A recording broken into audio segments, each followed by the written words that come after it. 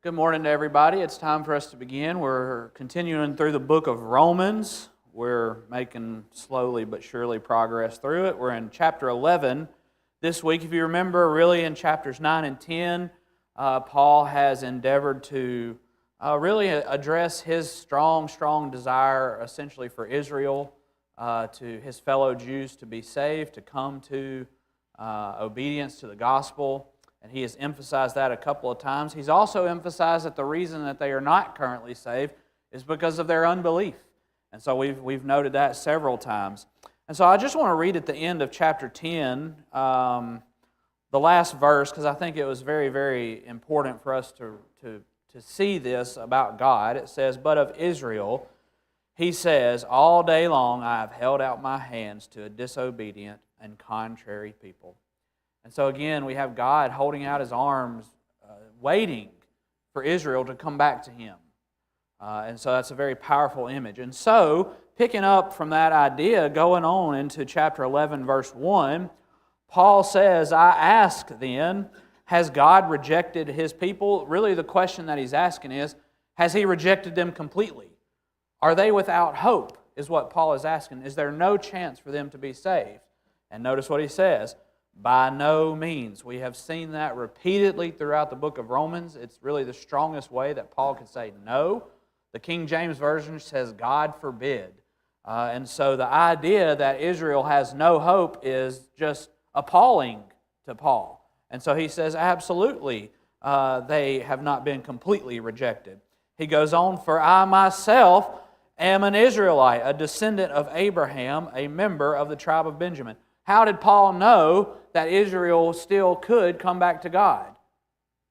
Well, he gave himself as an example. He says, I myself, I'm an Israelite from the tribe of Benjamin, a descendant of Abraham. I came to God, and therefore the rest of the Jews can as well. And that's really the idea that Paul is talking about. In verse 2, he says, God has not rejected His people whom He foreknew. Notice what he did. The question was, has God rejected His people? The answer at the beginning of verse 2 is God has not rejected His people. He uses the same wording in the question, and that really provides emphasis. And so this answer is emphatic. God has not rejected His people, but he qualifies that. What does he say? Whom He foreknew. Now we've seen that word already in the book of Romans. Who was it that God foreknew? Well, you go back to chapter 8. Notice what he says in verse 29. "For those whom He foreknew, He also predestined to be conformed to the image of His Son, in order that He might be the firstborn among the many brothers. And those whom He predestined, He also called. And those whom He called, He also justified. And those whom He justified, He also glorified." So who is it that are the ones that He foreknew?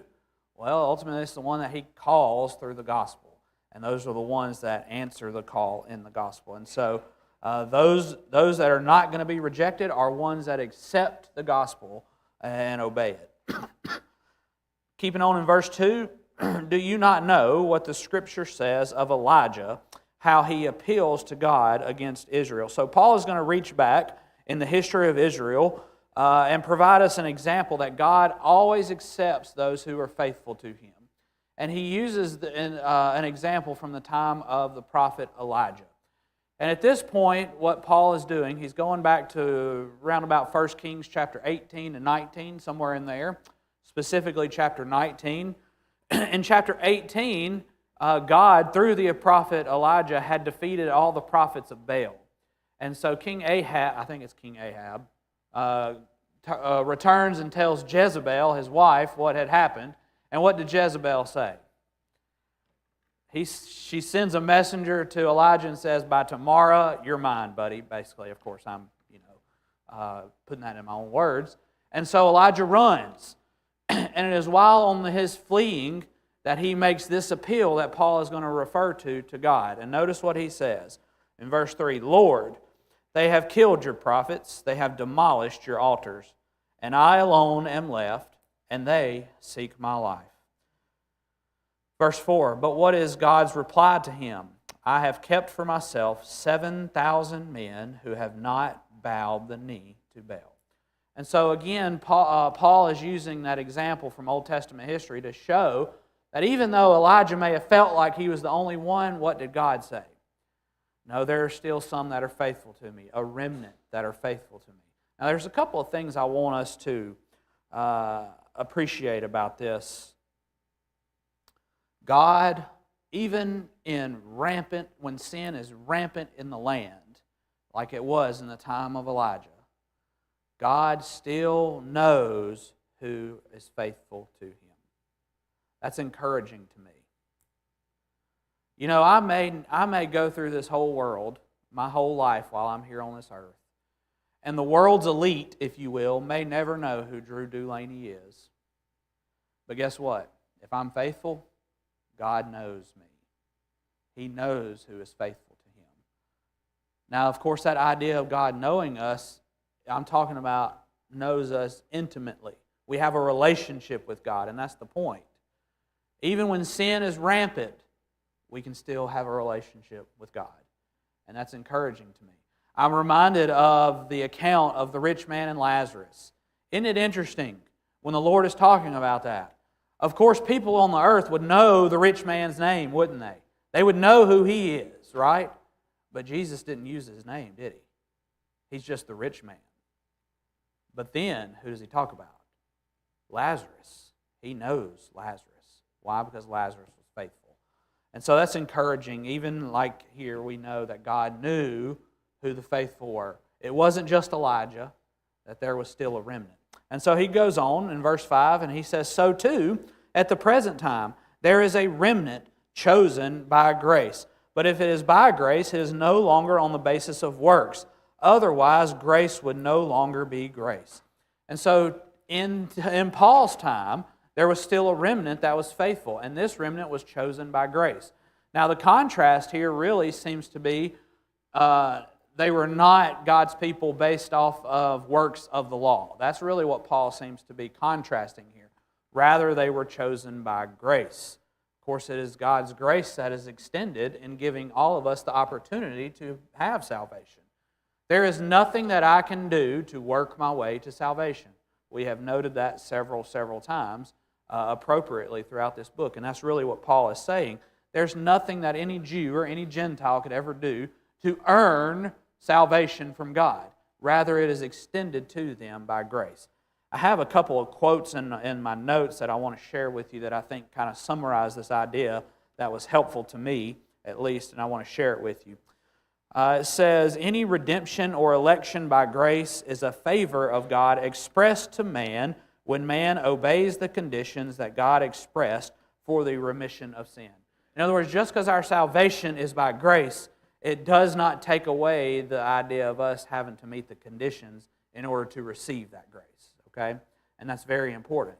Just because we can't work our way and earn our way to salvation does not mean that there aren't conditions that must be met in order for me to be in the realm of grace, if you will.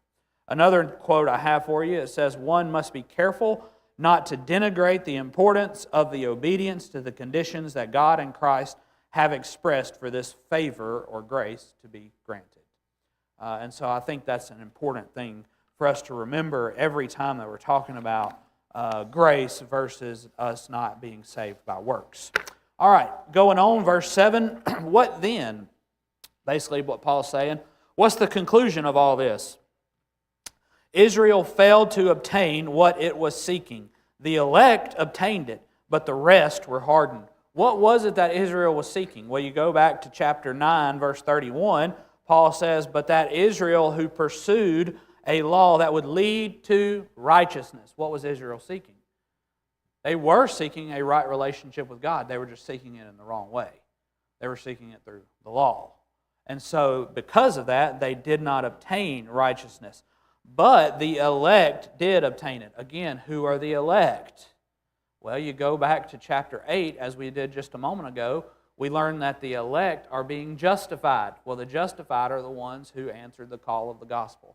So again, it all ties together. And so the elect are the ones that obtained righteousness. How did they obtain it? By answering the call of the gospel. Okay? Everybody with me? Everybody good so far? Okay. The elect obtained it, but the rest were hardened. As it is written, God gave them a spirit of stupor, eyes that would not see and ears that would not hear, down to this very day. This idea of those that have rejected the gospel of being hardened, I find that very interesting and very important for us to think about. We talked about this all the way back in chapter 1, but this idea of being hardened actually is in the passive tense.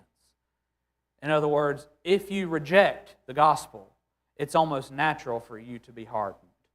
It's going to continue to happen as long as you reject the gospel. And so Paul bolsters this idea by blending two Old Testament scriptures there in verse 8. It's a quote from Deuteronomy 29, verse 4, and Isaiah 29, verse 10. He says, God gave them a spirit of stupor. Their idea is their spirit was asleep. They were apathetic. Okay? When you reject the gospel, that's the result. Your spirit's basically just going to be asleep. Eyes that would not see and ears that would not hear, down to this very day.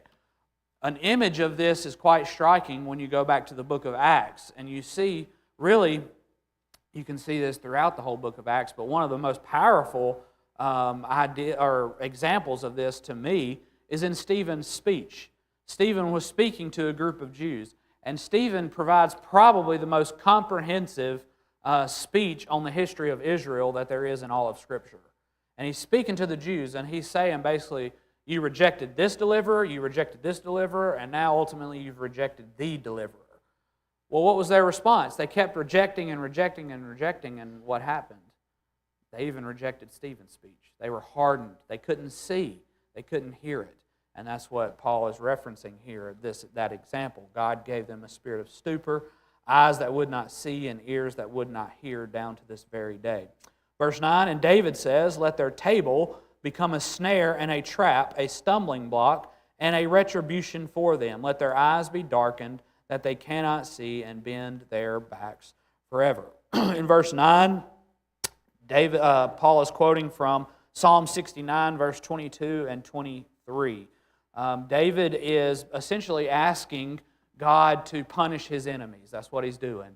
The table represented what? What do we do when we meet around a table? Well, we enjoy a meal together. We appreciate the blessings that God has given us, all the bounty that has been provided for us. And what is David doing? Let that table be used as a trap or a snare for your enemies. That's what David is saying. Those that have rejected the gospel are in contrast to God's will. Therefore, they are His enemies. And so, all the wonderful things that God had provided, the table, if you will, all the wonderful things that God had provided to Israel, they had rejected.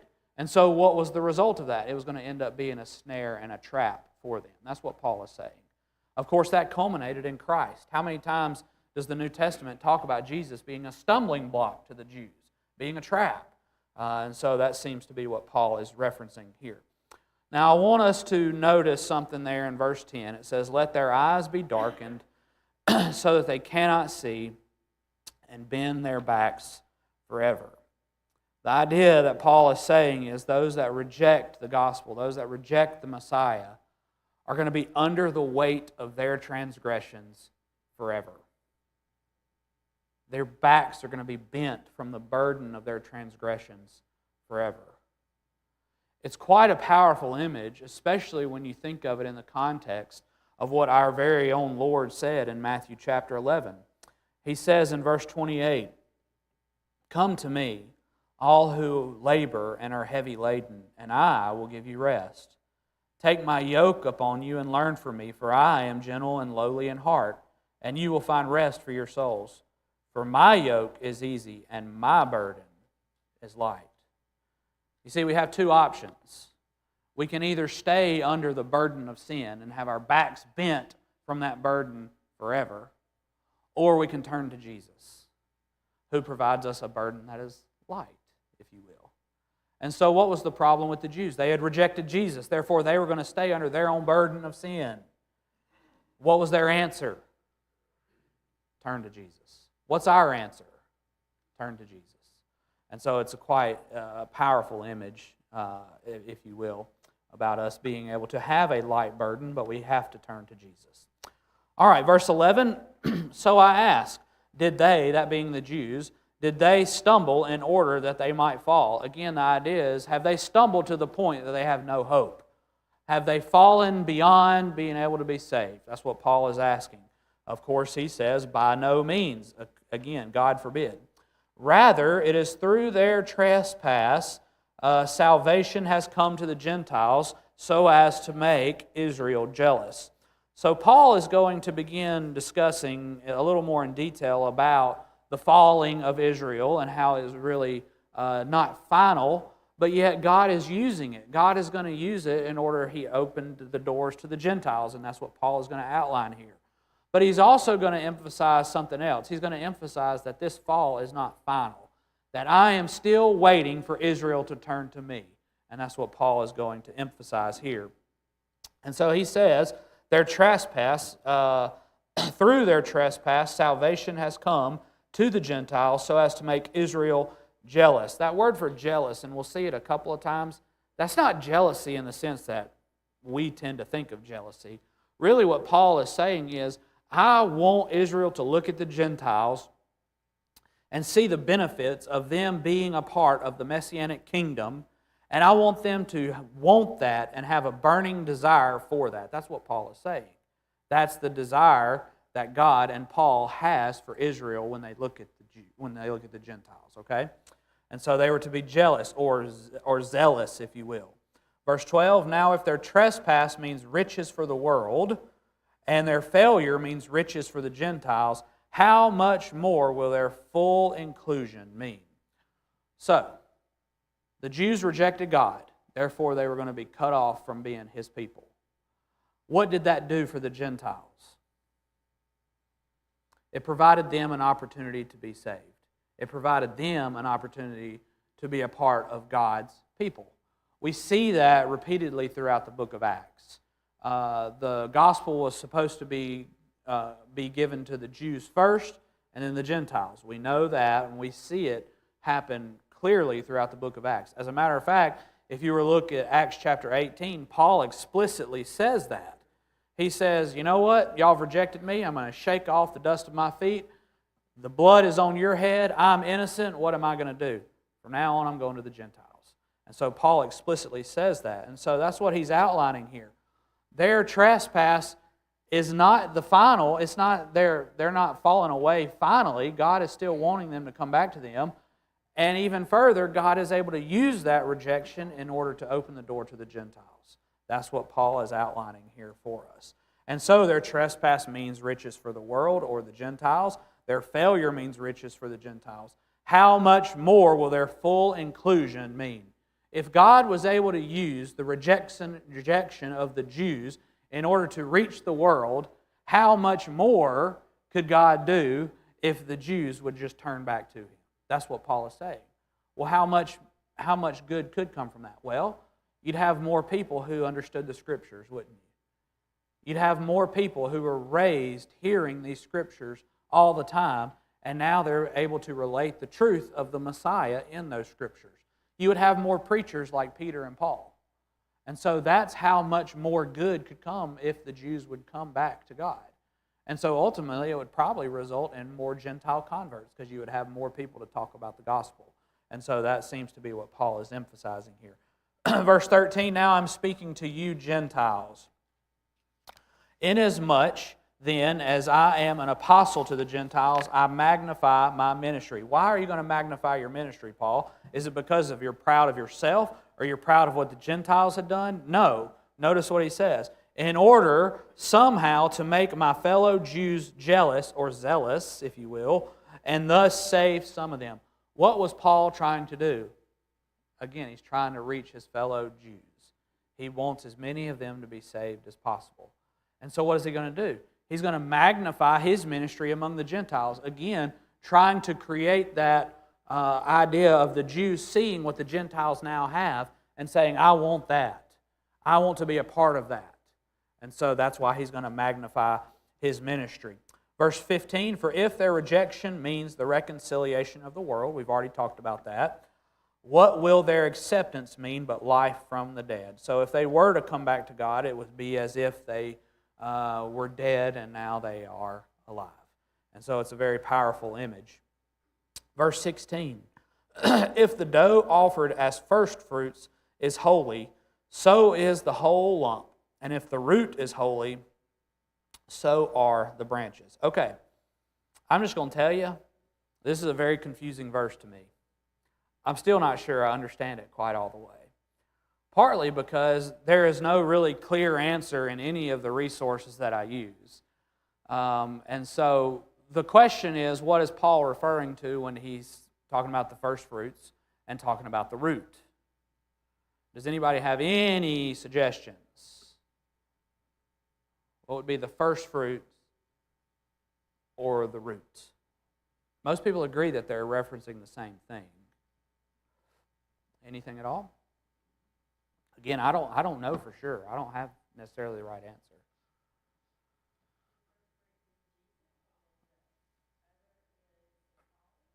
So that's one answer.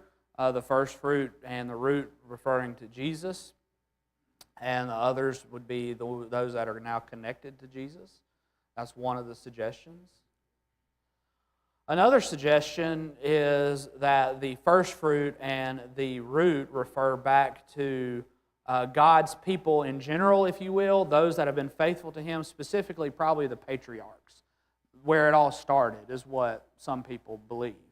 And most people point to Abraham as being the first fruit and the root. And if that's the case, really the point that what Paul is saying is just like Abraham was faithful, so can the rest of the Jews be.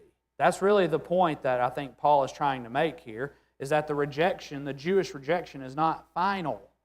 In other words, these men were faithful, therefore you can be faithful too. Okay? And so again, it is a very confusing verse, but most people do come to an agreement and say that the major point that Paul is trying to drive home here is that the rejection of the Jews is not final, that they can be accepted. Okay, just like the first fruit was accepted, so can they. Just like the root was holy, they can be holy. And so that seems to be the emphasis, and it fits pretty well within the context here as well.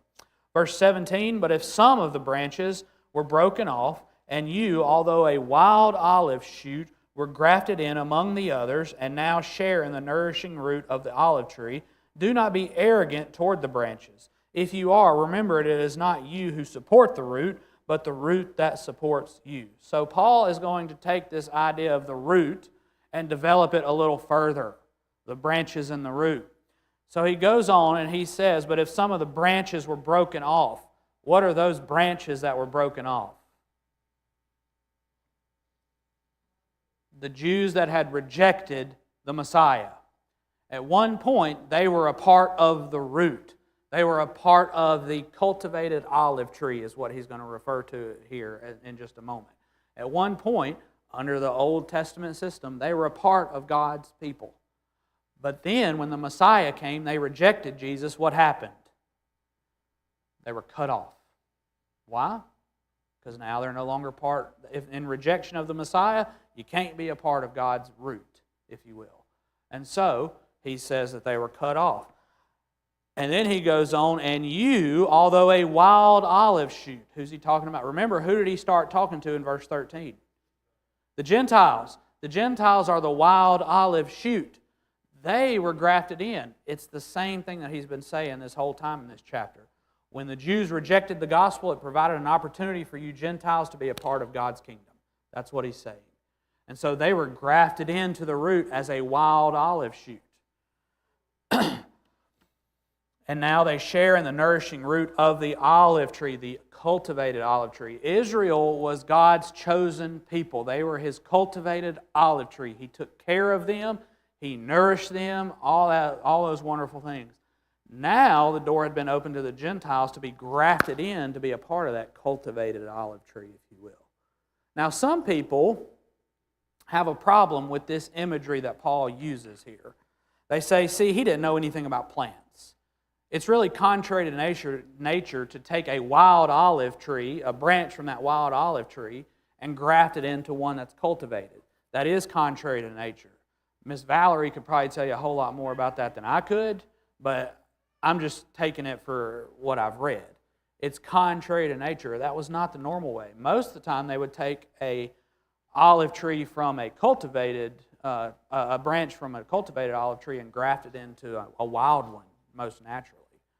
But in this sense, God was able to take the unnatural way, the wild olive branch, and graft it into a cultivated one. And that's the point. The point is that Paul didn't know about plants. That's not the point. The point is God's doing the grafting. God has the power. That's the point that Paul is trying to make. And so even though these Gentiles, they were a wild olive branch, through their obedience, what was he able to do? He was able to make them a part of his people. And aren't we thankful for that? Going on, verse 19, so he warns verse 18, he warns them, don't be arrogant toward the branches. Don't look down on those that have been cut off, on the Jews. Don't be arrogant towards them. If you are, remember it is not you who support the root, but the root that supports you. Verse 19, then you will say, branches were broken off so that I might be grafted in. That is true. They were broken off. But why were they broken off, Paul? They weren't broken off just because you Gentiles were special. They were broken off because of their unbelief. But you stand fast through faith. So do not become proud, but fear. Essentially, it seems to me what Paul is doing here, he's warning the Gentiles, don't become like the Jews. They were cut off because of their unbelief. You don't need to be arrogant. You don't need to be proud. You don't need to look down upon them. What do you need to do? You need to stand firm in faith. That's what he's warning the Gentiles to do. So do not become proud, but fear. Verse 21, for if God did not spare the natural branches, that would be the Jews, neither will He spare you. Verse 22, note then the kindness and the severity of God. Severity toward those who have fallen, but God's kindness to you, provided you continue in His kindness. Otherwise, you too will be cut off. And even if they do not continue in their unbelief, will be grafted in, for God has the power to graft them in again. For if you are cut from what is by nature a wild olive tree, that being the Gentiles, and grafted contrary to nature, remember we mentioned that just a moment ago, this is not the normal way, but God's the one doing it, grafted contrary to nature into a cultivated olive tree, how much more will these, the natural branches, be grafted back into their own olive tree? There's a couple of things I want us to emphasize here that I think are very important. Number one, Paul wants these Gentiles to behold two separate qualities of God. Number one, he wants them to note the kindness, and the other one is the severity of God. You see, there's two different qualities that are on display here. God is going to be severe to those who reject Him, isn't He? But He's kind to those who submit to Him. And that's what Paul is wanting the Gentiles to see here. Don't be arrogant. Don't be like the Jews. You better see what's happening to them, and you better look at what God has done for you, and therefore you stand faithful. That's what Paul is emphasizing here. Now, there's a quote for you that I have on your page that I want to share with you. This is a little bit of a side note, but I think it's important. It says, men often overemphasize or de-emphasize one or the other, talking about the kindness or severity of God. We need to keep a balanced view of the qualities of God and of the conditions when they are expressed. And I think that's well said. We need to be careful that we don't emphasize any one quality of God over the other. We're not doing ourselves a favor, and we're not doing justice to God if we don't keep all of the qualities of God balanced and talk about Him and think about Him and know when they're going to be displayed. In other words, he says the severity is going to be shown to those who have fallen, and those who have fallen away from me, those who have been cut off, those who have rejected me. If I don't want to experience the severity of God, guess what? I better not do what it takes to fall away. Then he says, but God's kindness is going to be shown to you, provided what? You continue in His kindness. God is not going to just show kindness to me indefinitely without me, if I decide to fall away from God, or do something contrary to His will repeatedly and live in that life, God's not going to extend His kindness to me. And that's what Paul is outlining here for us. Now, to me, and again, this is a little bit of a side note, but I think this is important. Every one of us in here know people who believe in the false doctrine of once saved, always saved. Has anybody had any conversation with somebody that believes that before? I'm sure most of us probably have. To me, these sets of scriptures that we just read through pretty quickly are some of the most vivid and powerful verses that really refute that idea. Notice a couple of phrases that Paul said here. Look at verse 21. For if God did not spare the natural branches, that being the Jews, neither will He spare you. He's talking to the Gentiles who had been grafted in. They were part of God's people, right? They are a part of the root. But what's he saying? If you don't continue living faithfully to God, what can happen? If God cut off the Jews, He most certainly can cut you off. Now keep going. Again, notice what he says at the end of verse 20. Well, we'll read all of 22. Note then the kindness and the severity of God. Severity toward those who have fallen, but God's kindness to you, provided you continue in His kindness. Otherwise what? Otherwise you will be cut off. And so again, it's pretty plain language here, at least to me, I think, that it is possible that even though I have been grafted in to be a part of God's people, I can live in such a way that what's going to be the result? I can be cut off. If God was able to cut off the natural branches, He most certainly can cut me off.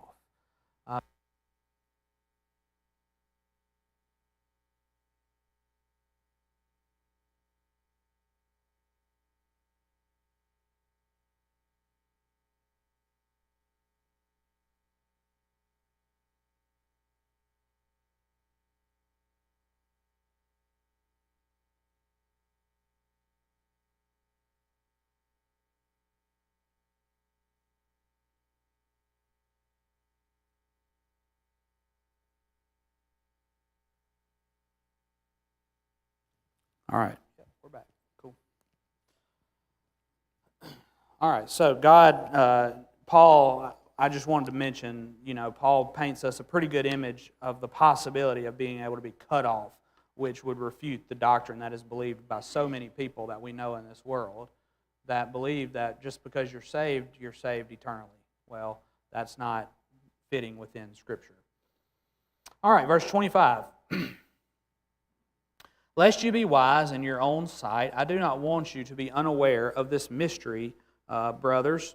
A partial hardening has come upon Israel until the fullness of the Gentiles has come in. All right, this is the other verse in chapter 11 that gives me fits.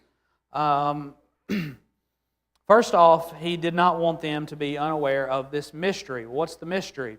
A mystery in the New Testament is not something that is mysterious, if you will. It is not something that we can't understand. That's not what Paul is saying. A mystery in the New Testament is referring to something that was once hidden, not revealed. It is now being revealed. And so the mystery in this case is what he's been talking about.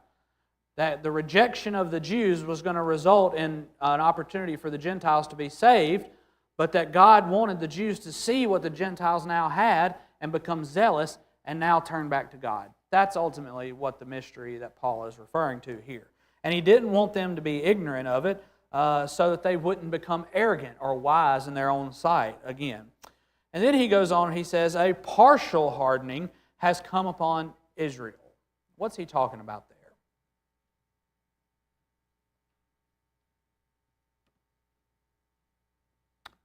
Well, it seems to me what he's saying is that Israel, not all of Israel, had been hardened. He already provided himself as an example of that. And so there were some who were of Israel that had not hardened themselves. They had submitted to God. They had submitted to the gospel. Therefore, they were not hardened. And he goes on and he says that a partial hardening has come upon Israel until the fullness of the Gentiles has come in. Now, this word until gives some people some pretty good fits. Some people will take this verse and say that there will be a hardening on the nation of Israel until the fullness of the Gentiles has come in. And whenever that fullness is completed, then all of Israel is going to be saved. That's not really what this verse is teaching.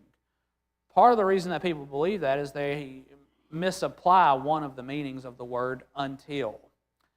So here's an example. Until can mean that I'm going to do something until a certain time and then I'm going to stop it. Everybody understand that? For example, let's say I'm going to go to lunch today and I'm going to eat until I am full. You can look at me and know that's not necessarily true. But secondly, it implies what? That I'm going to eat, and I'm going to stop eating until what? When? When I'm full. I'm not going to be eating anymore after I'm full. That's one way that we use the word until. Another way that we use the word until does not imply that it's going to stop. For example, if I told you that from the day that I was born until now, my name has been Drew Dulaney, does that mean after today my name is going to stop being that? Well, no, that's crazy talk, right? What does it mean? It just means up until today my name has been Drew Dulaney. And unless something changes, unless I change that, it's going to continue to be that, right? And so that's the other way that we can use the word until. That second way seems to be the way that Paul is using the word until. So read it again. Brothers, a partial hardening has come upon Israel. When did that hardening begin? Well, it began really all the way back in the Old Testament times, didn't it? It continued in the life of Christ. They rejected Him while He was on earth. Now, when did it really culminate? It culminated when the Gentiles were accepted into the kingdom. And that's what Paul is saying here. The partial hardening has come upon Israel until the fullness of the Gentiles has come in. When the Gentiles were accepted into the church, the hardening of the Jews was culminated, basically. It had reached its pinnacle. That doesn't mean it's going to stop, does it? What's going to have to change if their hardening was going to stop? They were going to have to turn to the Messiah. And so that seems to be what Paul is saying here in this verse. Verse 26, and in this way, here's another one, in this way all Israel will be saved, as it is written, the deliverer will come from Zion, he will banish ungodliness from Jacob, and this will be my covenant with them when I take away their sins. So, some people like to try to take this verse and say, see, all of Israel, every Israelite is going to be saved. Is that true? That's not what Paul is saying here. Paul is saying that any of the Jews that turn back to the Messiah, the only way that they're going to be saved is in this manner. All of those that are going to be saved are going to be saved in that manner. In other words, they're going to see what the Gentiles have in the kingdom, they're going to become zealous for the gospel, and they're going to turn back to Jesus. That's what Paul seems to be saying here in this verse. Not that all of Israel in the sense that every Israelite is going to be saved, but the ones that are going to be saved, all of them are going to be saved in this manner. Okay? Does that make sense to everybody? I don't know. I hope so. Okay. So he uses a quote in verse 26 from Isaiah 59 and Isaiah 27. And he says, the deliverer will come from Zion. He will banish ungodliness from Jacob. Notice, the prophets talked about what the goal of the deliverer, Jesus, was. It wasn't to restore an earthly kingdom, was it? No. It was to banish ungodliness from Israel. So what Paul is emphasizing here is the prophets spoke about God's plan to still hold out hope, essentially, for Israel. There's still time for you Jews, is what Paul is emphasizing here. And this will be my covenant with them when I take away their sins. As regards for the gospel, they are enemies for your sake. How in the world would Gentiles be enemies of the gospel? what did they do? They rejected it. And so they became enemies of the gospel. But notice it was for the sake of the Gentiles, right? And so we've emphasized that throughout this whole chapter. It was because that the Jews rejected the gospel that God provided an open door for the Gentiles to be a part of the kingdom. But as regards election, they are beloved for the sake of their fathers. It is true that God had chosen the nation of Israel to be His people, to use them to bring about His promises. And it was because of His love and dedication to the patriarchs in specific that God still was able to use Israel even though they were rebellious throughout their whole time. Notice how many times in the Old Testament God says, for the sake of Abraham, I'm going to keep doing this, right? Not because of what you're doing, but for the sake of Abraham. Verse 29, for the gifts and the calling of God are irrevocable. God didn't take away the promises that were given to Abraham that were for the nation of Israel because they were lovable and because they submitted to Him. No, they were rebellious, indignant people, but He was dedicated to His promises to His people. Why? Because of the promises that He made to the patriarchs.